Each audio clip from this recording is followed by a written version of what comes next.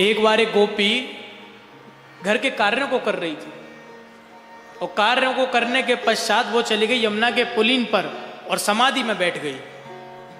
नारद जी जब आए, नारद जी ने देखा कि जहां साक्षात अखंड कोटि ब्रह्मांड के नायक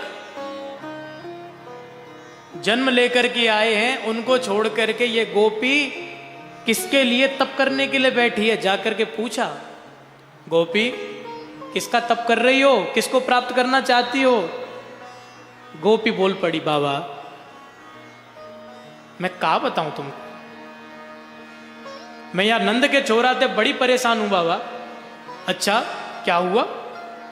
बोले बाबा आज मैं अपना घर का कार्य कर रही थी, मेरी सास ने मोते कही कि तू जाकर के गऊ का दूध धो ले।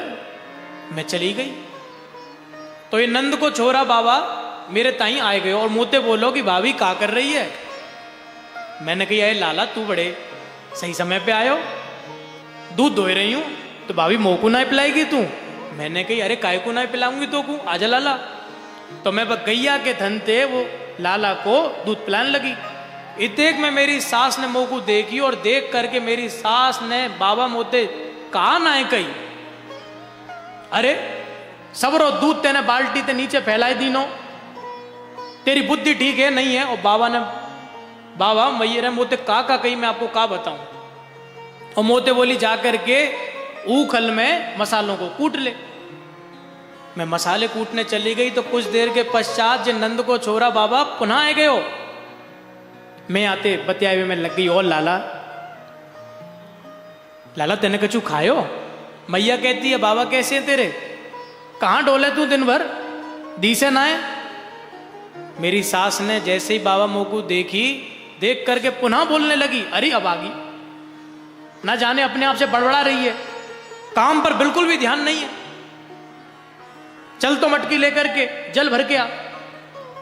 तो बाबा मेरी सास ने जब मोते ऐसी कहनी तो तब मैं मटकी को लेकर के जल लेने के ताही चल पड़ी।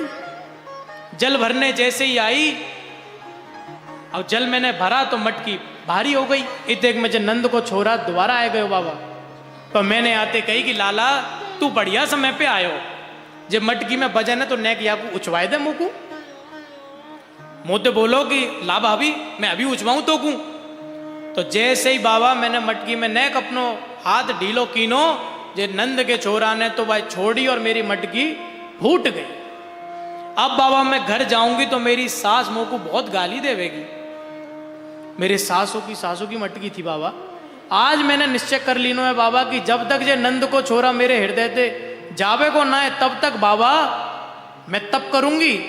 नारद जी दंग रह गए, निर्वाक रह गए, मौन रह गए कि क्या कहूं। जिसकी एक छवि को पाने के लिए, एक झलक को पाने के लिए जन्म जन्मांतर, कल कल्पांतर, युग युगांतर लोग वायु पीकर पत्ते खाकर तप करते हैं, लेकिन उनके दर्शन नहीं होते। वो गोपी उनको अपने हृदय से निकालने के लिए तप करने के लिए बैठी है। धन्य हो ब्रजधाम, धन्य हो ब्रजवासी। तो भगवान की कथा का जब हम संकल्प करते हैं तो भगवान हमारे हृदय में आकर के विराजमान हो जाते हैं।